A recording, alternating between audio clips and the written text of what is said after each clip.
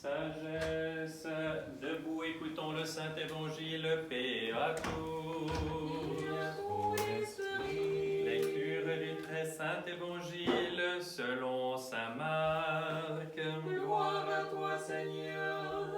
Gloire à toi. Soyons attentifs.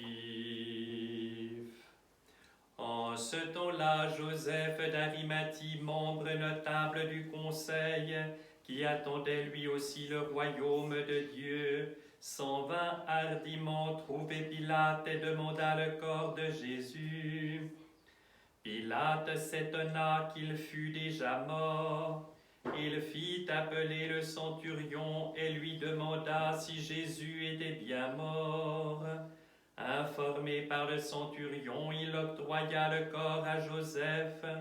Celui-ci acheta un linceul, descendit Jésus de la croix, l'enveloppa du linceul et le déposa dans un sépulcre taillé dans le roc. Puis il roula une pierre à l'entrée du tombeau. Or, Marie-Madeleine et Marie, mère de Joseph, regardaient où il était déposé.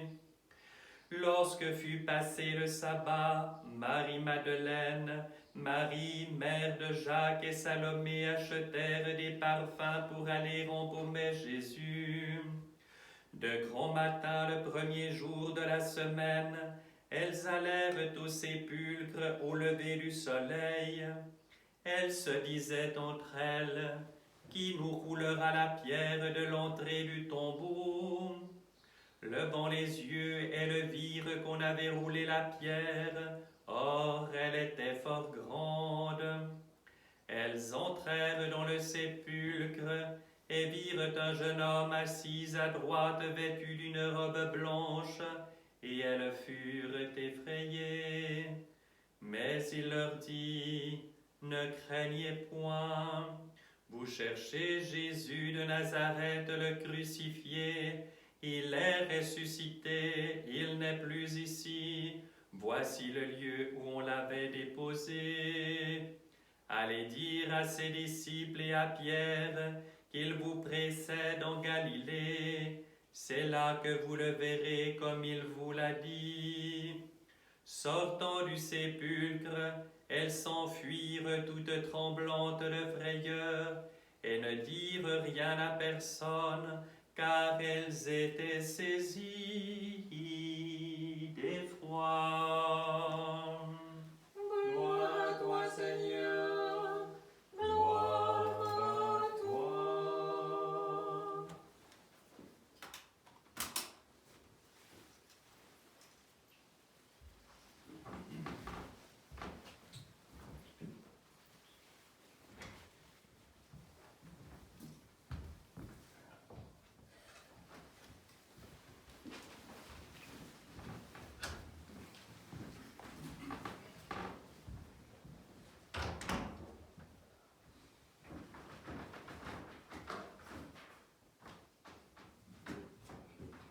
Au nom du Père et du Fils et du Saint-Esprit, ainsi soit-il. Christ est ressuscité.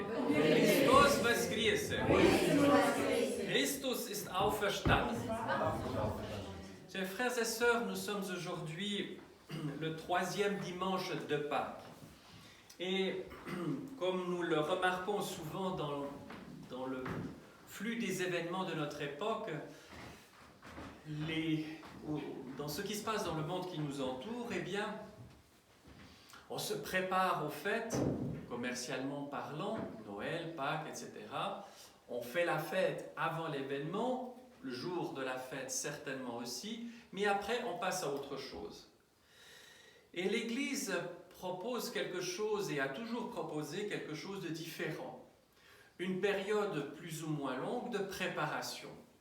Parce que nous n'arrivons pas à approcher les mystères de Dieu comme ça de but en blanc. Il nous faut du temps pour nous préparer intérieurement et ainsi être à peu près en état de vivre spirituellement et intérieurement pour vivre la fête ou l'événement, la mémoire que l'Église nous propose. Et ensuite, il nous faut du temps pour digérer cela. C'est ce qu'on appelle l'après-fête, qui dure plus ou moins longtemps. Et évidemment, Pâques étant la fête des fêtes, eh bien, la fête dure jusqu'à la veille de l'Ascension. Donc nous voyons que ce qui, en Occident, est appelé traditionnellement l'octave, c'est-à-dire une huitaine de jours, dure à Pâques beaucoup plus longtemps, parce que c'est le couronnement de tout et le résumé de tout. Et durant cette période, on place le point focal à une autre place pour vérifier, pour que soit relevé un aspect particulier. Et le troisième dimanche de Pâques, nous avons vécu en parenthèse le deuxième dimanche de Pâques, le dimanche dit de Thomas, le dimanche où on est dans cette situation de l'apôtre Thomas qui a de la peine à croire et à qui le Seigneur fait particulière miséricorde en lui donnant la grâce qu'il n'a pas donnée aux autres de le toucher lui-même, le ressusciter. Donc c'est quelque chose, entre parenthèses, de très réjouissant pour nous lorsque nous sommes dans le doute, lorsque nous sommes dans une forme de souffrance extrême où on a l'impression que le Seigneur n'est pas présent. Eh bien, il nous donne parfois des grâces qu'il n'aurait même pas données à d'autres personnes parce que ce qu'il veut, c'est le salut de tous. Ensuite, et aujourd'hui, c'est le dimanche des femmes myrophores, c'est-à-dire de ces personnes qui ont aimé le Seigneur de manière tellement forte, tellement grande, qu'elles ne l'ont pas abandonné. Ce que je dis par là, c'est pas que les apôtres étaient tous des couards et se sont carapatés, ce qui était vrai, ils ont eu peur et sont partis, mais ça ne veut pas dire qu'ils l'en aimaient moins. Mais toujours est-il que les femmes myrophores non seulement aimaient le Seigneur de manière tout à fait ardente, et nous allons voir quelle est la nature de cet amour ensemble maintenant, mais en même temps, elles ont été celles qui l'ont accompagné durant tout son ministère public, l'ont servi, pas seulement servir lui, spirituellement bien sûr, mais elles ont servi cette immense caravane qui accompagnait le Seigneur. Quand on pense aux 5000 personnes que le Seigneur a nourries, il y a les apôtres qui ont travaillé, mais ce n'est pas 12 personnes qui gèrent ça. C'est quelque chose d'infiniment plus grand et c'est cette notion de service qui fait tellement défaut à notre temps qu'il faut relever aussi. Il n'y a pas de nobles emplois, de mauvais emplois, il y a surtout comment on vit chacune de nos positions. Et tout doit être service, y compris dans la responsabilité.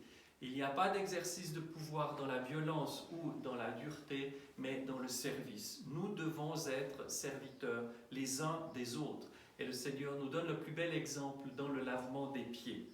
Alors nous savons bien que c'est ce vers quoi nous tendons, c'est déjà bien quand on réalise cela, mais que très souvent nous sommes loin du compte parce que nos passions interviennent, parce qu'elles parasitent tout, parce qu'il y a des égos qu'il y a lieu de vaincre, mais que nous ne vainquons pas par nos propres forces, mais Dieu en nous.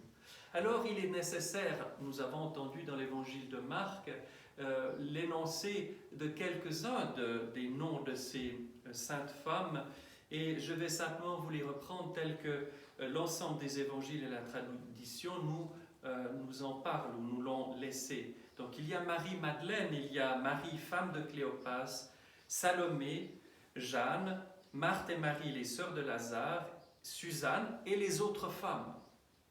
Et on y joint aussi, parce que c'est dans ce service ultime, le plus fort, d'accompagner le Christ crucifié. Nous voyons bien dans quel état était le corps de ce supplicié, de l'accompagner, de le laver, de le préparer pour qu'il ait une sépulture digne. Donc il y a un lien particulier très fort qui a sans aucun doute été renforcé encore par ce service ultime. Et nous devons toujours avoir un immense respect pour les défunts, pour ceux qui s'en occupent, pour ceux qui les préparent, pour ceux qui les accompagnent à leur dernière demeure. C'est un des services les plus beaux, les plus difficiles, mais qui est du même ordre, je pense, que de celui de donner la vie.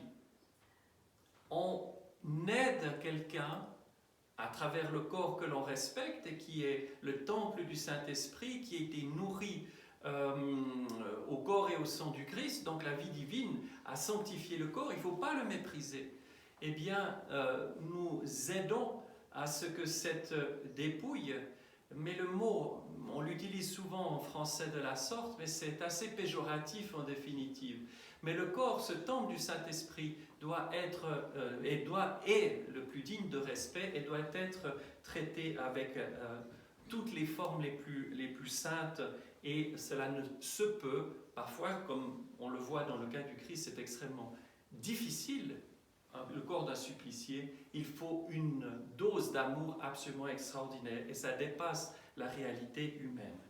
Et pour ce faire, parce qu'il y a, pour souligner quel genre d'amour a animé les saintes femmes, Saint Joseph d'Arimathie et Saint Nicodème, je voudrais vraiment qu'on insiste sur quel genre d'amour doit animer le cœur chrétien. Nous devons passer d'un christianisme de surface, c'est mieux que rien, à un approfondissement toujours plus grand. C'est une immense joie que d'avoir vu des peuples qui vivaient sous le joug athée revenir à la foi. Mais nous avons oublié une chose, c'est que c'est un processus très long, qui s'étend sur plusieurs générations. On ne peut pas se contenter de simplement être baptisé et d'accomplir un certain nombre de rites. Voilà, je suis orthodoxe. Ce n'est pas suffisant. Et ce n'est même pas une question d'être suffisant ou insuffisant. Ça n'est pas encore ça, une vie spirituelle véritable. Et ceux qui, peut-être, par la grâce de Dieu, ont eu cette possibilité de vivre la foi depuis leur enfance, de l'avoir vu se développer, il y a une responsabilité plus grande, non pas de dire aux nouveaux venus comment ils doivent faire, mais nous avons un devoir d'être de ceux qui, dans cette cordée vers l'ascension céleste, sont devant les autres, pas devant au sens première place, mais de ceux qui les précèdent, comme les défunts, comme les générations qui nous précèdent, avant nous, nous précèdent dans l'au-delà. Et bien de même façon, nous devons accompagner avec énormément d'amour ceux qui viennent à la foi et qui sont encore peut-être à quelque chose de superficiel. Et ça nous amène à une autre chose, une grande interrogation dans le drame que vivent deux pays aujourd'hui de tradition orthodoxe. Il y a des raisons politiques, je n'entrerai pas là-dedans et c'est jamais le lieu d'en parler à l'Église, parce qu'on est là pour autre chose, mais ça relève juste un point très précis. C'est que cela nous révèle à nous-mêmes notre état spirituel.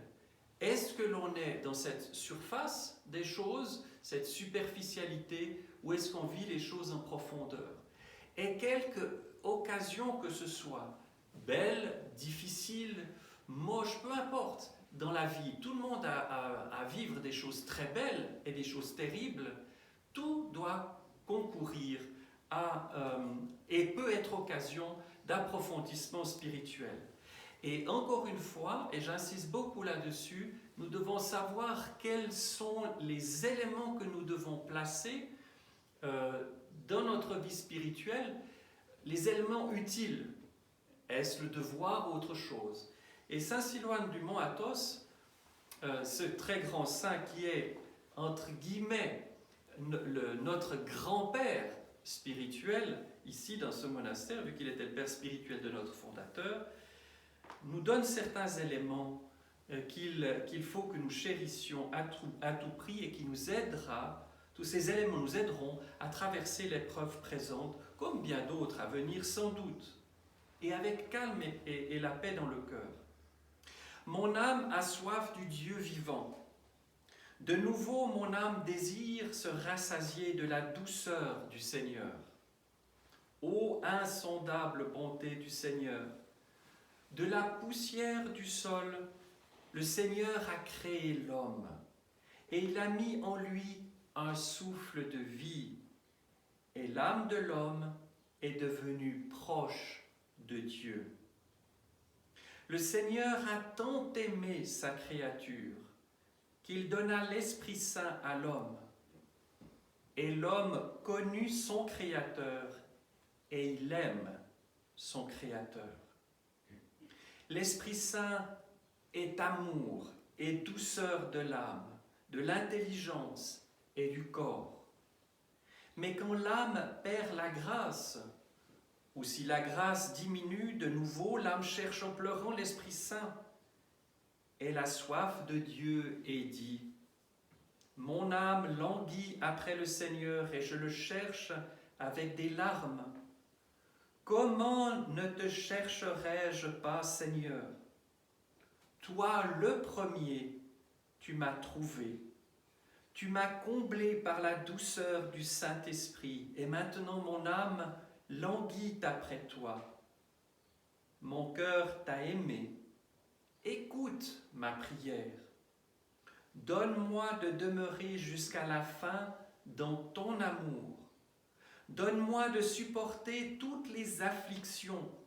C'est les tristes afflictions, parfois les gens savent pas ce que veut dire le mot affliction. Affliction, ce sont les tristesses spirituelles.